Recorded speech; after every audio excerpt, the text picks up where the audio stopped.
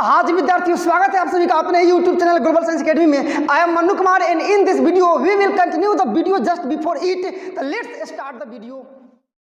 Class 11th mathematics.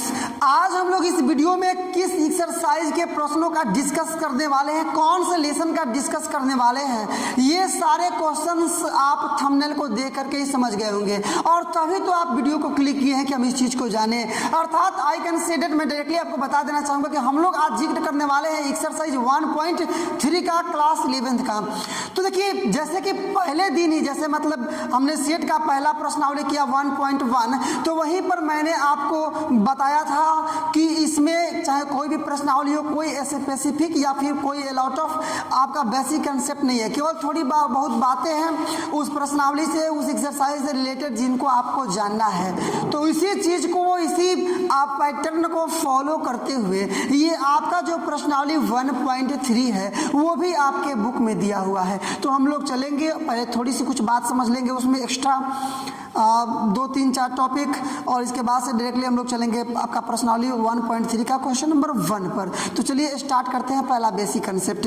देखिए, इस प्रश्नावली में आपको पढ़ना है सबसेट, मतलब उप समुच्चय। अब आप सोच रहे हैं कि ये उप समुच्चय क्या है, सोचना भी जाहिर है, जरूर सोचना चाहिए, तभी तो आप जानेंगे उसको। तो देखिए 1.1 में हमने पढ़ा था समुच्चय के विषय में, मतलब उसको बोलते थे सेट, और इसमें 1.3 में पढ़ना है हम लोगों को उप समुच्चय के विषय में, मतलब सबसेट। तो पहले इसका कुछ डिफिनेशन जान लीजिए। यदि समुच्चय ए का प्रत्येक अवयव समुच्चय बी का प्रत्येक का भी एक अवयव हो तो ए बी का उप समुच्चय है। समझ सके आप बात को, मेरे समझ चुके आप।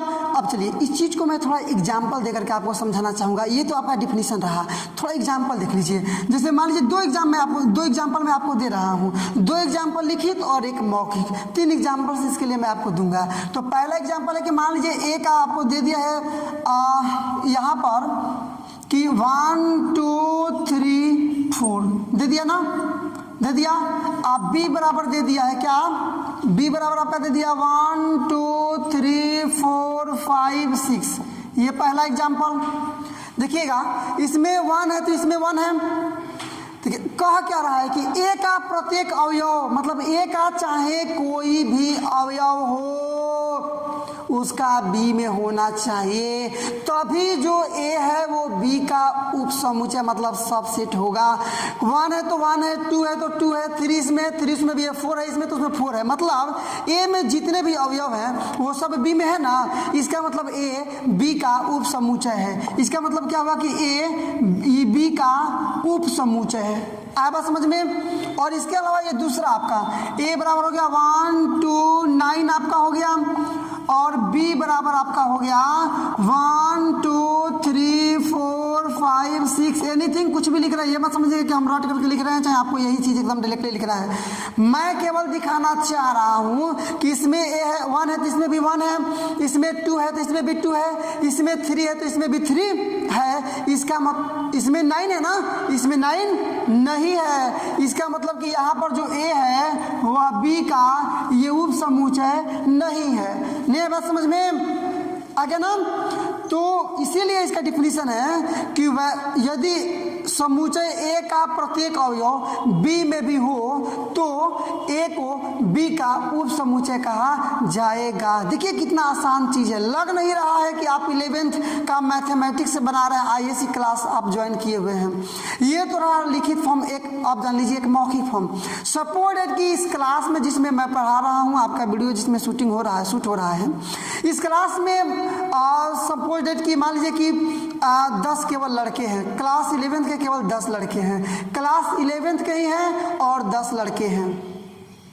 अब चलिए इसमें से एक लड़के को खड़ा कराते हैं। तो पहला कि उस लड़के का क्लास 11th का होना कंपलसरी है, क्योंकि 10 जो है वो क्लास 11th की हैं। तो यहाँ पर जो एक लड़का मैं खड़ा कराया हूँ वो इन 10 लड़कों का जो समूह है इसका समुच्चय है। नहीं समझे। अब दूसरा स्टेटमेंट कहूँ कि इसमें से कक्षा सपोज 6 की एक लड़की का होना, किसी एक को खड़ा कराएं और बोले कि वो कक्षा 6 की क्लास 6 की लड़की है, ऐसा हो सकता है क्या? तो यहाँ पर जो ये लड़की है वो इस समूह का उप समुच्चय नहीं है, मतलब सबसेट नहीं है। तो जिस चीज को भी हम लिए हैं वो पूरे में होना चाहिए तब उपसमुच्चय है, नहीं होगा तो उपसमुच्चय नहीं है। तो इसका मतलब आप समझ चुके हैं उपसमुच्चय है कि नहीं है। सबसेट आपने किया कंप्लीट।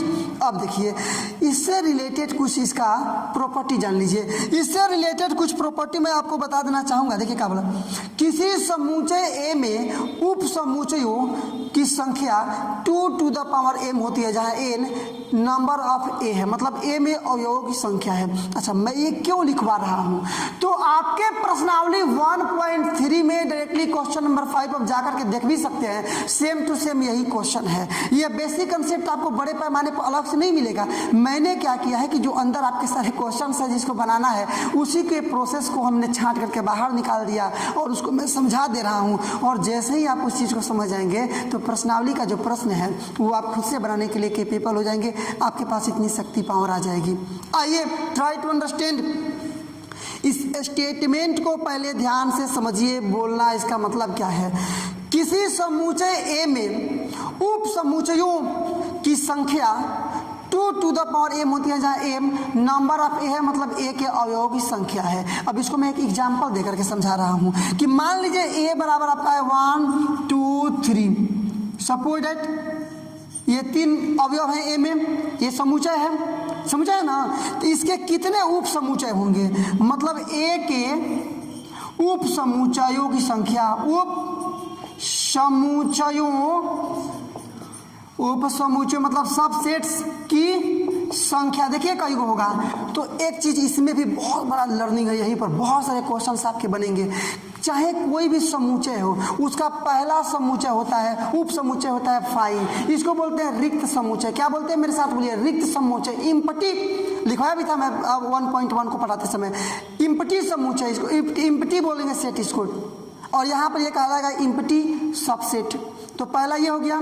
दूसरा, और दूसरा में 1 है ना, तो दूसरा में आपका एक 1 भी सबसेट बन जाएगा, इसका एक और सबसेट बन जाएगा, 2 बन जाएगा, बनेगा ना, 3 भी सबसेट बन जाएगा, कोई दिक्कत नहीं है। एक बार और देख लीजिए अब क्या बनेगा, ये 1 और 2 को भी एक में रख लीजिएगा तो ये भी सबसेट बन जाएगा, बनेगा ना।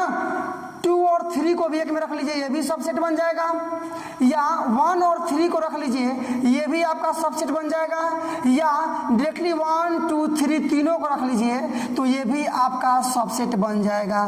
तथा कर लेते हैं, आया कि नहीं आया बात समझ में, आया ना बात समझ में। मतलब यहाँ पर देखिएगा 1 3, तो 1 3 इसमें है ना, इसका मतलब 1 3 इसका उप समुच्चय है। यही तो है आपका ए, कि मतलब ए में जो भी अवयव हो बी में होना चाहिए। तो मान लीजिए इसको मान लेते हैं पी बराबर 1 का 3। अब बोलेंगे पी ए का समुच्चय उप समुच्चय है कि नहीं है, तो पी के जो अवयव है वो तो ए में है, इसका मतलब उप समुच्चय है। तो कितना इसका उप समुच्चय बना, 1 2 3 4 5 6 7 8, कितना बना 8 को उप समुच्चय बना। इसी को फॉर्मूले से बनाकर दिखाते हैं। पहले एम का मान निकालिएगा, तो नंबर ऑफ ए मतलब ए में जितने अवयव हैं, गिनिए ना कितने अवयव है ए में, 1 2 3, 3 अवयव है ना, तो 3। इसलिए उप समुच्चयों की संख्या मतलब यही वाला, मतलब कितने उप समुच्चय, इसके 8 है ना।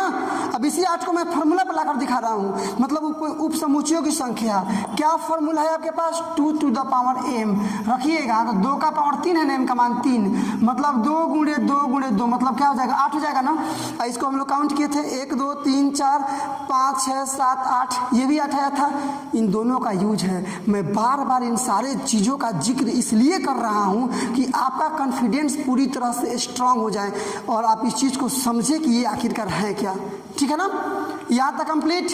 अब लास्ट टॉपिक ये करने के लिए आप रेडी हो जाएंगे। देखिए है क्या, मतलब आपके पास बार बार क्वेश्चन बन रही होगी कि पहले मैं आपको पढ़ाया हूँ ये वाला, इसको बोला था मैं कि एप्सिलॉन बोलते हैं, बिलोंग टू भी बोलते हैं, और इसमें पढ़े हम लोग सबसेट मतलब ये वाला। तो इन दोनों में क्या अंतर है, यही आपको पढ़ा रहा हूँ। और आपके प्रश्नावली में मैंने 1.3 में 2 ऐसे क्वेश्चंस हैं जो कि इसी पर आधारित है कि बताइए ये रहेगा कि ये रहेगा, ये रहेगा कि ये रहेगा। तो आप इन दोनों का अंतर को समझ लेंगे तभी तो जाकर के आप वहाँ बना पाएंगे। तो वही चीज़ मैं बता रहा हूँ आपको। तो देखिए कैसे, मान लीजिए कि कोई आपका कोई भी समुच्चय दे दिया है, कोई भी समुच्चय आपका 1 2 3 आप 4 ये समुच्चय दे दिया। तो पहले इसमें देखिए ये तो जो 1 है ना वो इधर लिखेंगे बिलोंग टू ए, मतलब 1 ए का अवयव है। ये जो 2 है वो भी ए का अवयव है। जो 3 है 3 वो ये लास्ट आपका क्या हो जाएगा ये कि मतलब 4 भी है वो भी अवयव है ए का, समझे ना।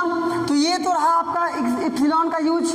आप देख लीजिए ये आपका ये सबसेट का तो इसको ऐसे लिखना पड़ेगा कि जो 1 है मझौला कोष्ठ में वो है ए का सबसेट है, जो 2 है वो मझौला कोष्ठ में वो सबसेट है ए का, जो 3 है मझौला कोष्ठ में वो भी सबसेट है ए का, और लास्ट आपका बचाता था क्या कि 4 है वो भी सबसेट है। आप जो 4 है मझौला कोष्ठ में रखेंगे इसको, वो भी सबसेट है किसका ए का।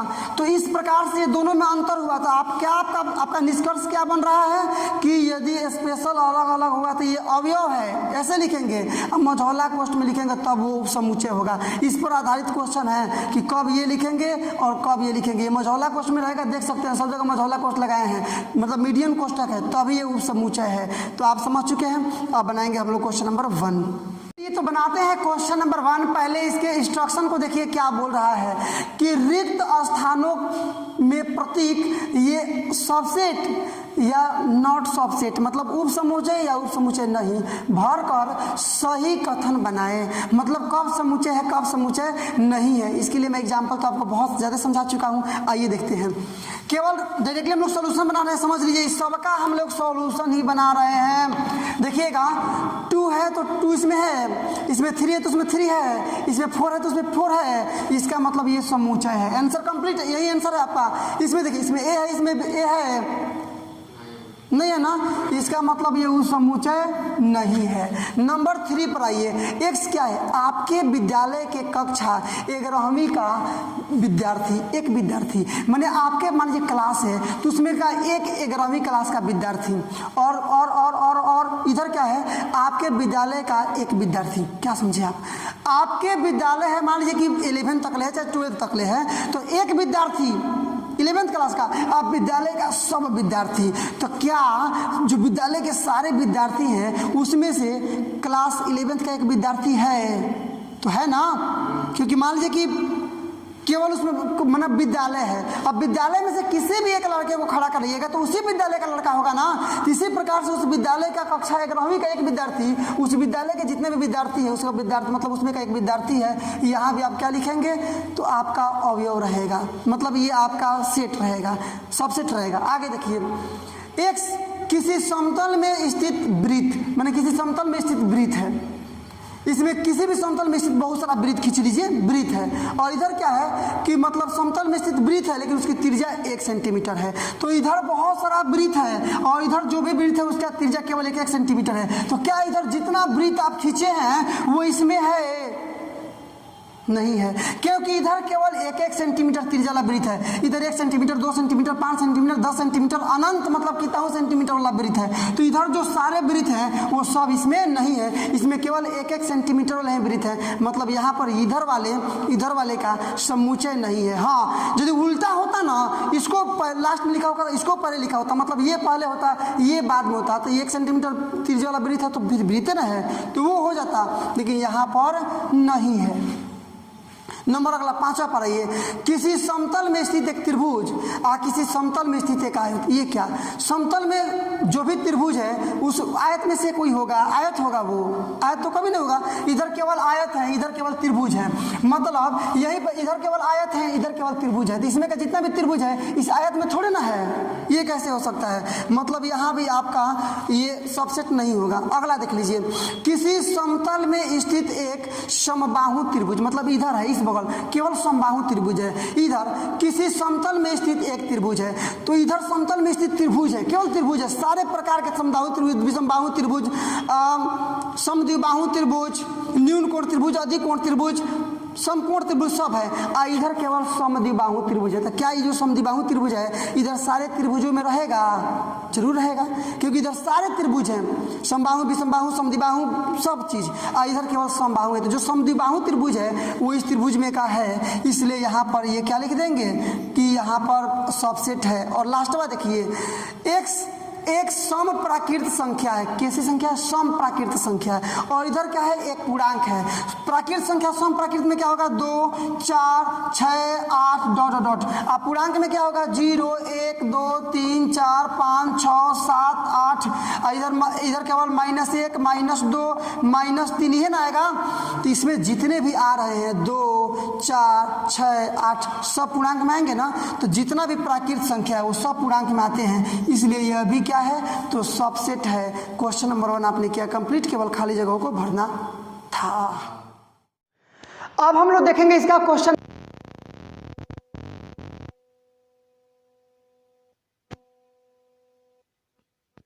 मतलब कारण भी नहीं बताना है कि क्यों सत्य है जहाँ सत्य है, तो मैं लेकिन आपको समझा कर लिखूंगा। जैसे पहले नंबर को हम लोग देखते हैं, दूसरे का पहला, तो लेफ्ट साइड में भी ए है, राइट साइड में भी ए है, लेफ्ट साइड में बी है, राइट साइड में भी बी है। इसका मतलब कि लेफ्ट साइड का ए और बी राइट साइड में दोनों जगह है। इसका मतलब कि पहले वाला ये समुच्चय है दूसरे वाला का, लेकिन यहाँ दिया है कि समुच्चय नहीं है। इसका मतलब यह असत्य बोल रहा है, असत्य। समझ रहे हैं ना, क्योंकि ये तो समुच्चय बन रहा है। असत्य, छोड़िए इतना ही। ए ई और क्या है ये? तो एक्स अंग्रेजी वर्णमाला का एक स्वर है, अंग्रेजी वर्णमाला का एक स्वर है। मतलब इसमें अंग्रेजी वर्णमाला का स्वर मतलब क्या क्या है इधर? मतलब इसके इधर देखिए, तो ए ई आई ओ यू स्वर का मतलब यही ना हुआ। और इधर क्या है? ए है और ई है। तो देखिए क्या है? ए और ई ये अंग्रेजी वर्णमाला के स्वर में आता है। तो यहाँ ए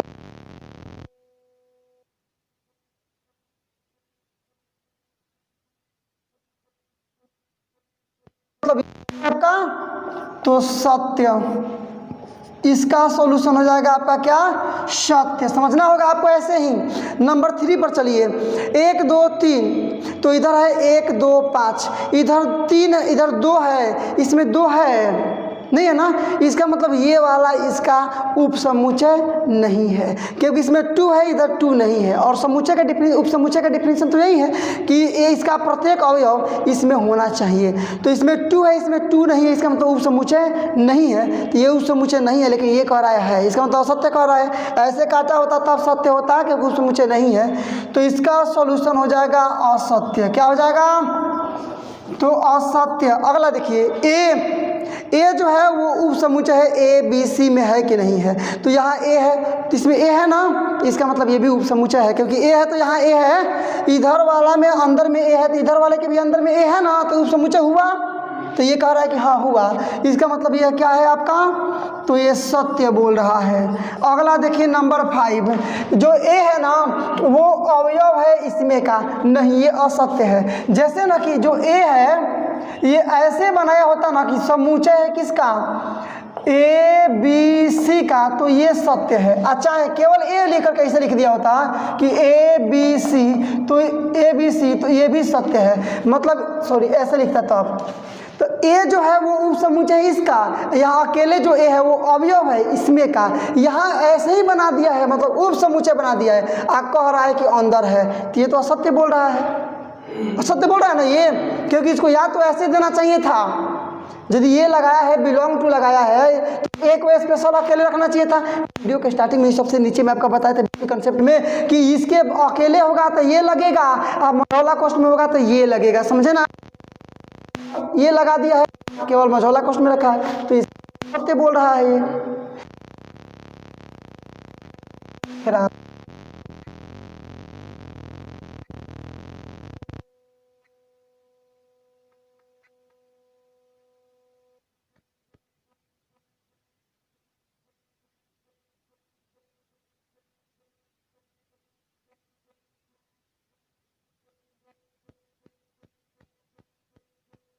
यही ना होगा, मतलब सम भी होना चाहिए तो है सम है, प्राकृत संख्या भी होनी चाहिए तो प्राकृत संख्या भी है, और 6 से कम भी होना चाहिए तो 6 से कम है। अब समझ में। और यहाँ लगा दिया है उपसमुच्चय। उधर देखिए क्या बोल रहा है, x1 प्राकृत संख्या है जो संख्या 36 को विभाजित करती है। एक प्राकृत संख्या लिखना है जो 36 को विभाजित करता है। तो कौन कौन है प्राकृत संख्या जो 36 को विभाजित करेगा? समझ रहे ना?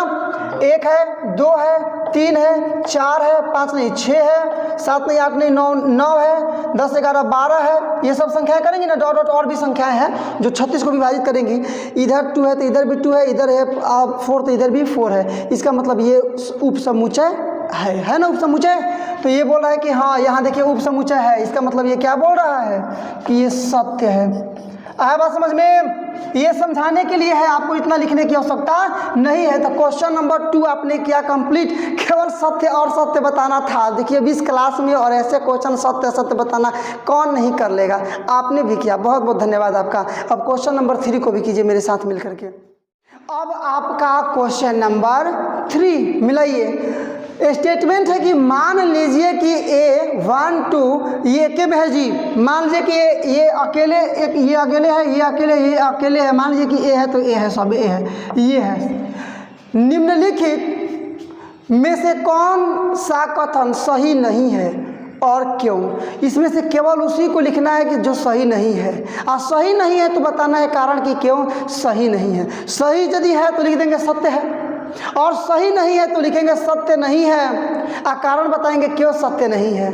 सत्य है तो कारण नहीं बताएंगे, और सत्य नहीं है तब कारण बताएंगे क्यों, क्योंकि वही बोल रहा है इसमें से केवल उसी को चुनना है जो सत्य नहीं है, और क्यों सही नहीं है ये उसका कारण बताना है।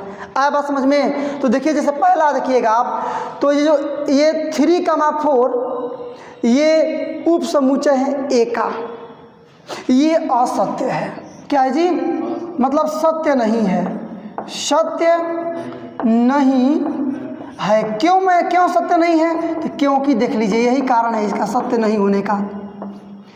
ये 3 और 4 एक में है। जैसे इसके जगह पर मैं केवल ए लिखूं तो यहाँ क्या हो जाएगा? ए उपसमुच्चय है स्मॉल ए का, कैपिटल ए का। ये सही है क्या? ये अंदर होना चाहिए ना, इसमें होना चाहिए ना, तब ना उपसमुच्चय होगा। इसका मतलब ये जो है अंदर वाला ये डायरेक्टली ये भी एक मझौला कोष्ठ में रहता तब उपसमुच्चय होता, क्योंकि ये एक अवयव है, अकेले है। ये नहीं कि ये कोष्ठ से कोई मतलब नहीं है, ये दोनों एक में है। समझे ना? अकेले है। ये जिस प्रकार से 1 अकेले है, 2 अकेले है, उसी प्रकार से 5 अकेले है, उसी प्रकार से ये भी अकेले है।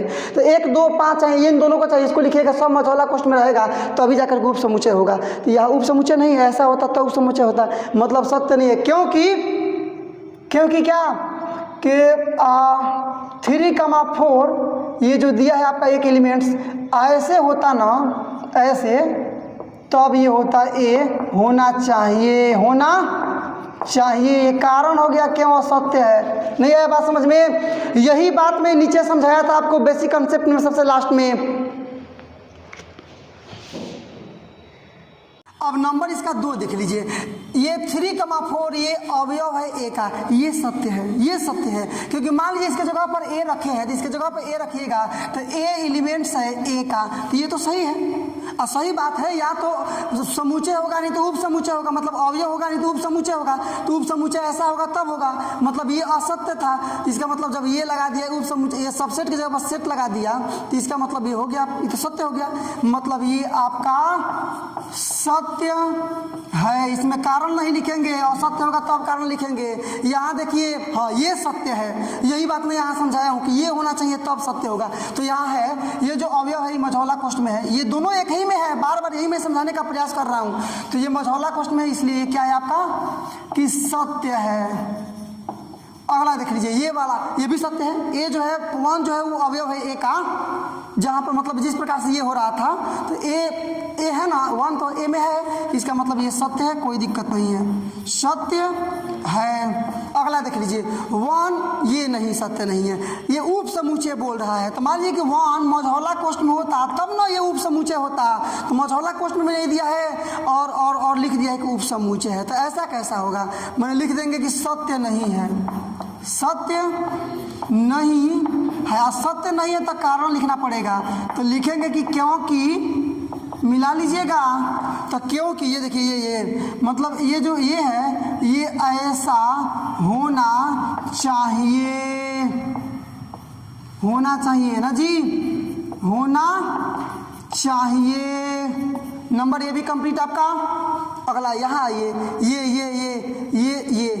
1 2 5 इसको हटा दीजिएगा। 1 2 5 अब मझौला कोष्ठ में, क्योंकि अकेले 1 है, अकेले 2 है, अकेले 5 है, और इसको जोड़ दिया मझौला कोष्ठ में, तब तो ये सही हो गया ना। क्या यही ना बात यहाँ भी था, अकेले इसको भी लिखेंगे अंदरवा ना, तो फिर इसको मझौला कोष्ठ से घेरना पड़ेगा, जिस तरह से इन तीनों को घेरा है। इसका मतलब ये सत्य है, मझौला कोष्ठ में घेरा है, इसको मीडियन कोष्ठक से घेरा है, मतलब ये आपका सत्य है।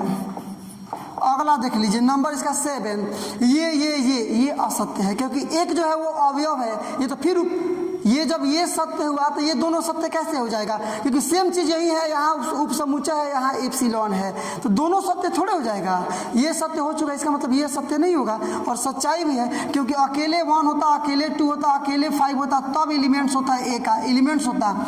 यहाँ कोष्ठ मझौला कोष्ठ में लगा दिया तो ये सबसेट हो गया ना, तो ये सबसेट नहीं देकर के एप्सिलॉन दिया है, इसका मतलब असत्य है। क्या है ये?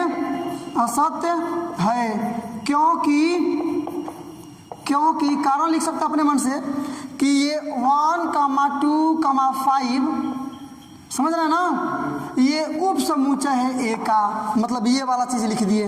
आया समझ में ना, तो कारण भी हो गया।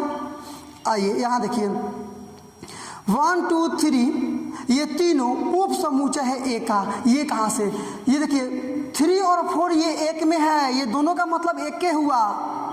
1 अकेले है, 2 अकेले है, 5 अकेले है, हाई दोनों अकेले है, मतलब एक में मिल करके अकेले हुआ है। तो अकेले 3 थोड़े इसमें शामिल हो जाएगा। 3 और 4 एक में रहता है, और दोनों मझौल यहाँ पर 3 4 होता है, फिर दोनों मझौला कोष्ठ में होता है, ये बाहर वाला मझौला कोष्ठ होता, तब ये सबसेट होता, समझे ना। अभी जो फिलहाल केवल आपका ऐसे दे दिया है, तो इस दोनों तो ठीक है, लेकिन 3 के चलते ये क्या हो गया? असत्य हो गया। आया बात समझ में? तो क्या लिख देंगे यहाँ कि असत्य है, क्योंकि कारण जान लीजिए, असत्य है तो कारण लिखना पड़ेगा ना, क्योंकि इसको ऐसे लिखना पड़ेगा 1, 2, 3 और 4 ये दोनों एक में रहता, और फिर से ये सब घेराया होता, तब ये ए होना चाहिए, ऐसा होता तब होता। आया बात समझ में? अब नंबर चलिए इस पर ये तो असत्य है। ये जो रिक्त समुच्चय आप देख रहे हैं ना, ये जो आप रिक्त समुच्चय देख रहे हैं, ये मैं बोला था आपको स्टार्टिंग में ही कि जैसे 1 है तो इसको ऐसे लिखेंगे तब ये उपसमुच्चय होगा, लेकिन ये 5 है तो 5 खुद ही रिक्त समुच्चय है, इसको मझौला कोष्ठ में नहीं रखता, अकेला ही ये रिक्त समुच्चय है।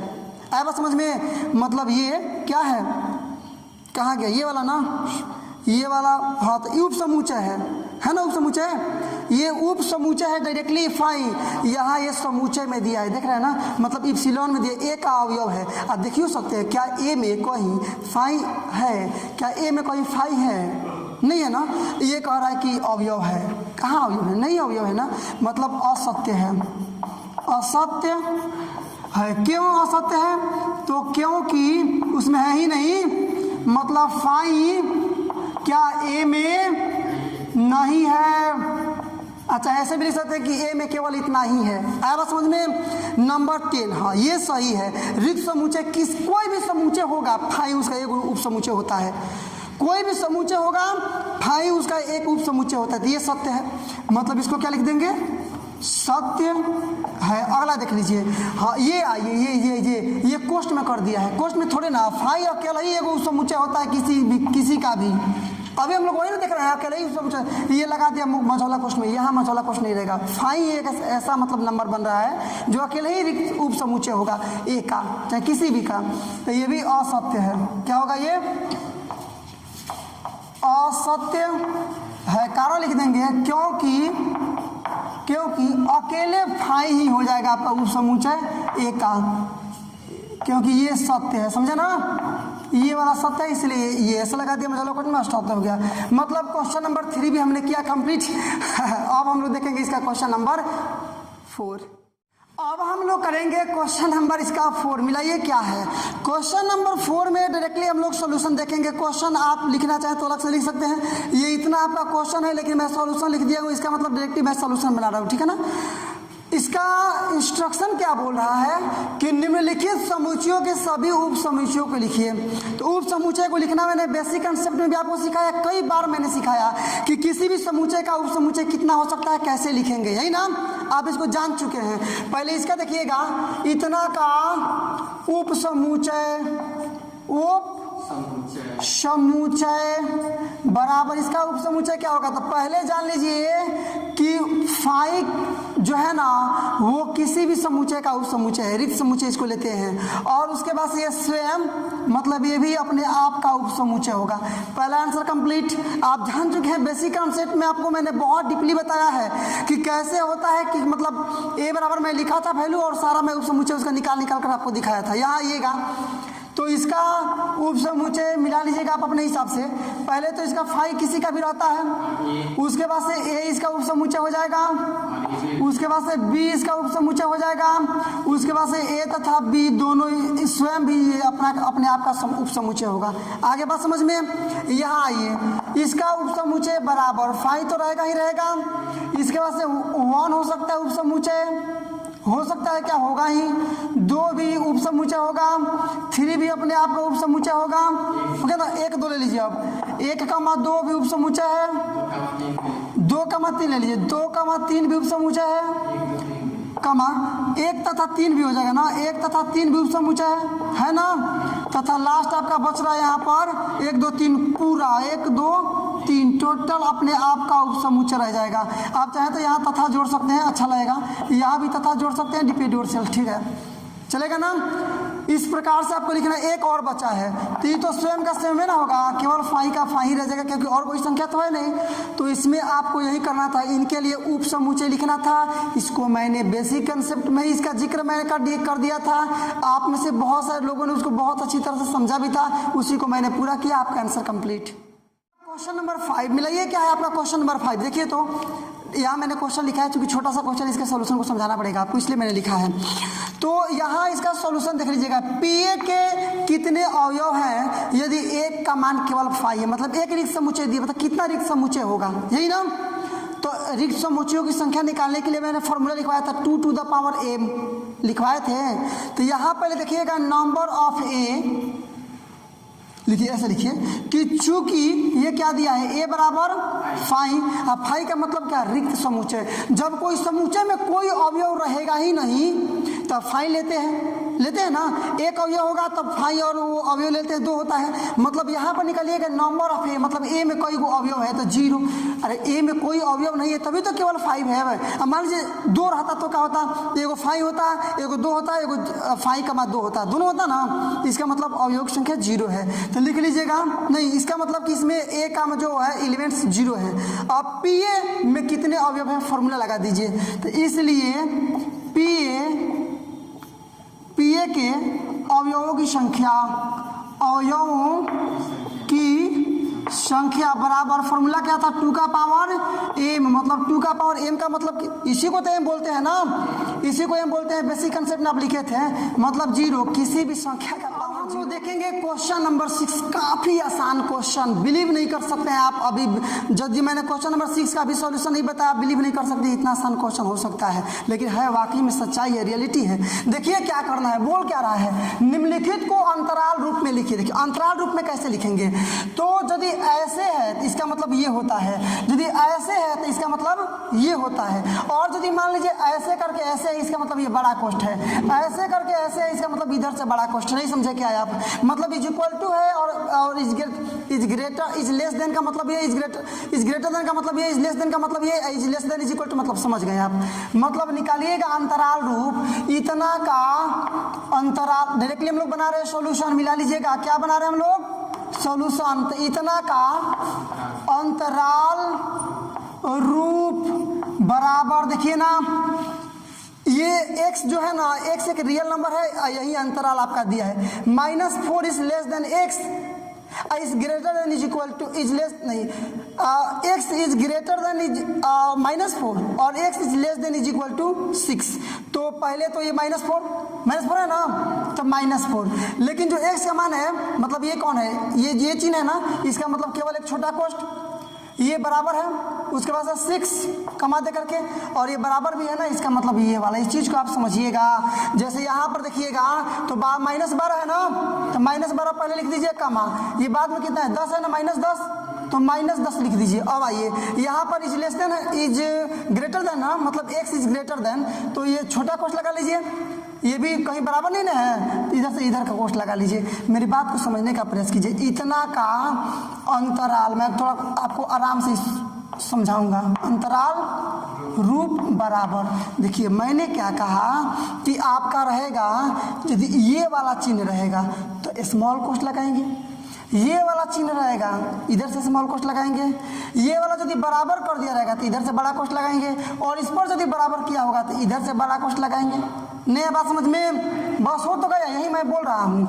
जैसे इतना का देख लीजिएगा, इतना का अंतराल रूप बराबर, ये तो पहले दोनों संख्याएं लिख लीजिए, 0,7 लिख लिए ना।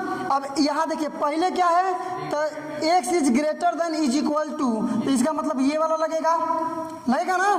लास्ट 7 मतलब x इज लेस देन 7 ना, तो लेस देन का मतलब केवल ये वाला आया समझ में। देखिए एक में लगा, यहाँ छोटा कोष्ठ, ये बड़ा कोष्ठ, छोटा छोटा, ये छोटा ये बड़ा, यहाँ मिला लीजिए क्या हो जाएगा आपका, इतना का अंतराल रूप बराबर। ये तो पहले 3 है, 3 कर दीजिए, कमा ये 4 कर दीजिए, इधर से इज इक्वल टू भी है ना, मतलब ये वाला चिन्ह, और इधर से भी less than is equal to है, मतलब ये वाला चिन्ह। ये आपके आंसर हुए, या इसका आंसर ये हुआ, इसका आंसर ये हुआ, इसका आंसर ये हुआ, इसका आंसर ये हुआ। आप आसानी से इस बात को समझ सकते हैं। मैंने पहले जिक्र किया, उसके बाद मैंने बना करके भी दिखाया। क्या what's a problem, doesn't matter, no problem. Question number हम लोग सॉल्व किए कितना, 6, और इसी प्रकार से क्वेश्चन नंबर 6 के बाद से 7, और जो 7 नंबर क्वेश्चन है 6 का अपोजिट है, समझ गए ना, अपोजिट है, मतलब उसमें लिखना, उसमें दिया था समुच्चय निर्माण रूप, आपको बनाना था किसमें, अंतराल रूप में। यहाँ अंतराल रूप दे दिया है, बनाना किसमें है, समुच्चय निर्माण रूप में। तो एक केवल मैं बनाऊंगा ना, तो बाकी का आप खुद से बनाने के लिए रेडी हो जाइएगा। तो पहले हम लोग डायरेक्टली इसका सॉल्यूशन बना रहे हैं, याद रखिएगा, ठीक है ना। देखिएगा, इतना का समुच्चय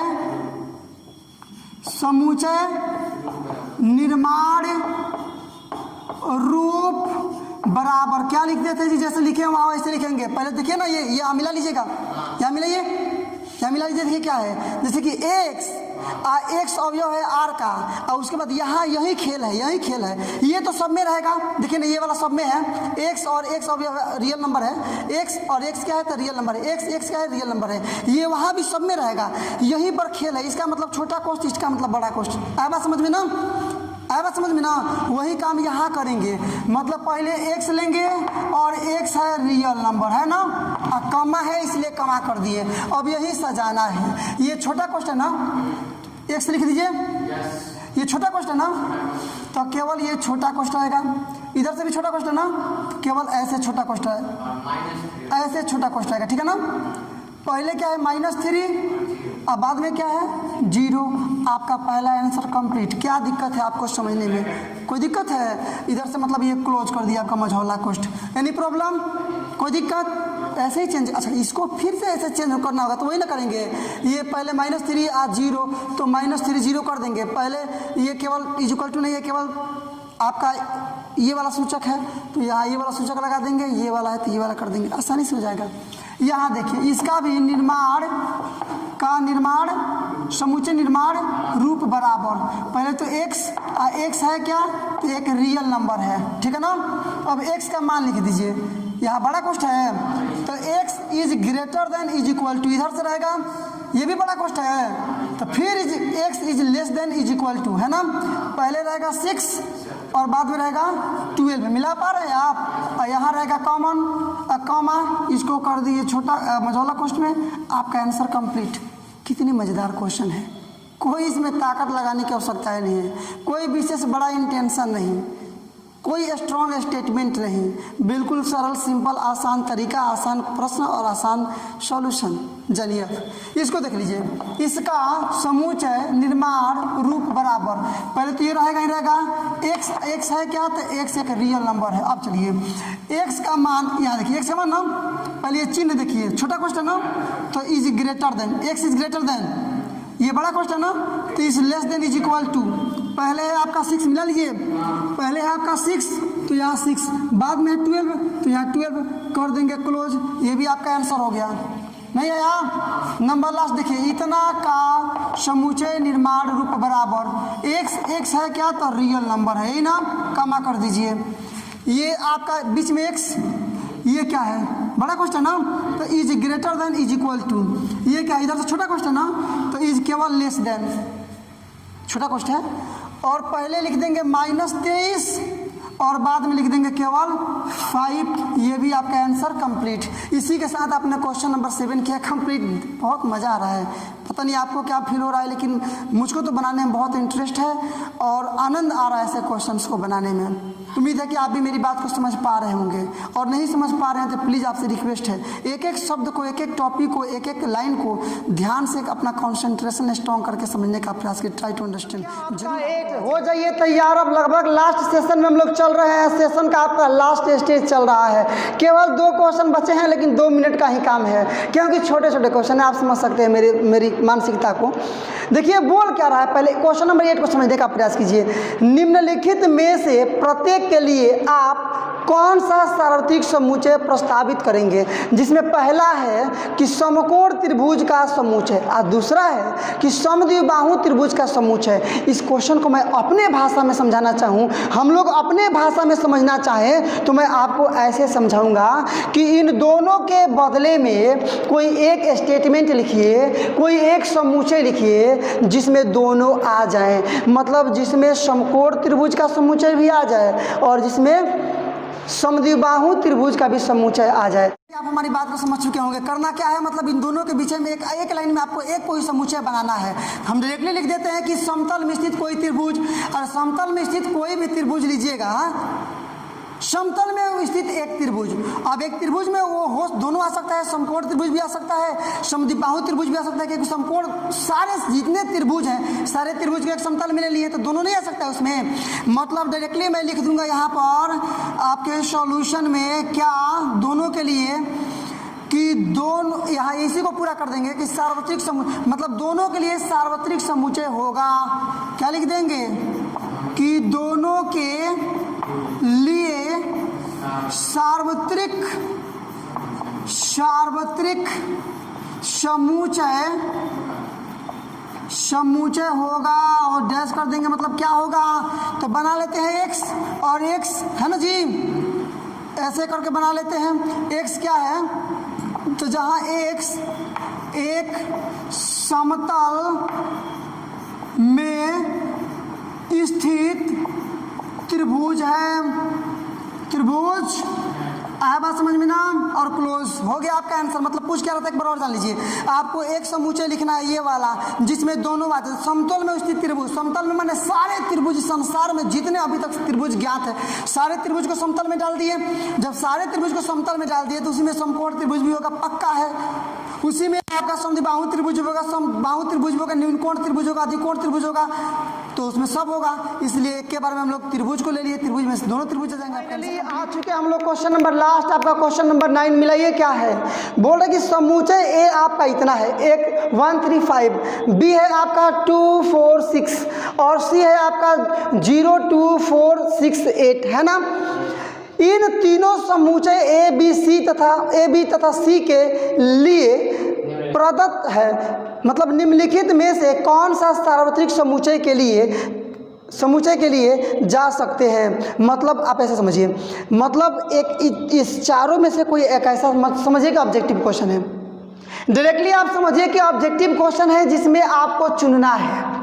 इन चारों में से, मतलब ये पहला हुआ, ये दूसरा हुआ, ये तीसरा है, वो फोर्थ हुआ आपका, इसमें से कौन सा एक ऐसा समुच्चय है जिसमें ए भी आ जाए, बी भी आ जाए, सी भी आ जाए। नहीं समझे क्या आप? तो देखिएगा, जैसे 1 में देखिएगा 1 2 3 4 5 6 तक है ना, तो इसमें देखिएगा यहाँ 8 है, सी में 8 है ना, इसका मतलब सी नहीं आ रहा है।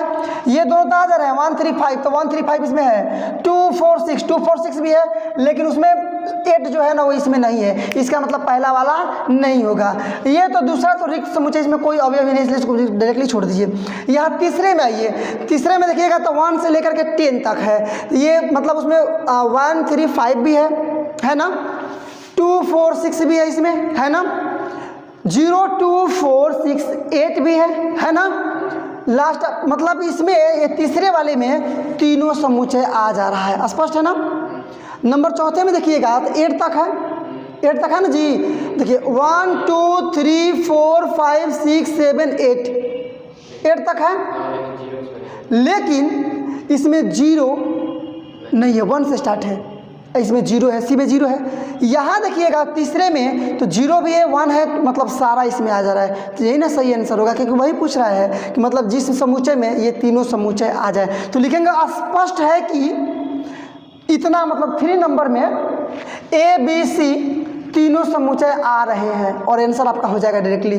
लिखेंगे क्या सॉल्यूशन में कि स्पष्ट है कि तीसरा नंबर ना जी क्या है, 0, 1, 2, 3, 4 5 6 7 8 9 10, यही ना है, में मिला लीजिएगा ए बी तथा सी तीनों मिला लीजिएगा। यहाँ पर मैं क्या लिख रहा हूँ, मैं बोल भी रहा हूँ ना, तीनों तथा सी तीनों है, इसलिए आपका यही आंसर आ जाएगा। आंसर में मिलाइएगा, केवल नंबर 3 दिया होगा, ठीक है ना। तो इस प्रकार से हम लोगों ने आज इस वीडियो में, इस पावरफुल एजुकेशनल वीडियो में हम लोगों ने 1.3 कंप्लीट किए, जिसमें आप लोग प्रत्येक क्वेश्चन का आंसर जाने, और मैंने भी सूटेबल ढंग से जितना मुझसे हो सकता है मैंने आपको एक्चुअल नॉलेज देने का प्रयास किया। यदि आपने इतना भी मेरा बात समझा है, मेरे स्टेटमेंट को आपने अपने कॉपी में उतारा है, माइंड में उतारा है, तो डेफिनेटली आप पूरे प्रश्नावली को कंप्लीट कर पाएंगे। और इसी के साथ 1.1 से लेकर के 1.3 तक जो आपका 11th का मैथमेटिक्स का पहला लेसन है हम लोगों ने कंप्लीट किया। अब हम लोग को क्या करना है, तो अगला आप देखना है 1.4। तो बस इस वीडियो में इतना ही, मिलते हैं अगले वीडियो में, मतलब 1.4 में। तक देखने के लिए आपका बहुत बहुत धन्यवाद। ऐसे ही लगातार नॉन स्टॉप और हाई लेवल एजुकेशनल वीडियो को पाते रहने के लिए सब्सक्राइब कर डालो इस वर्ड लेवल एजुकेशनल चैनल को। और यदि आपने चैनल को सब्सक्राइब कर लिया तो वाकई में आपने काफी उत्साहवर्धक, उत्तेजक और प्रेरक कार्य किया है।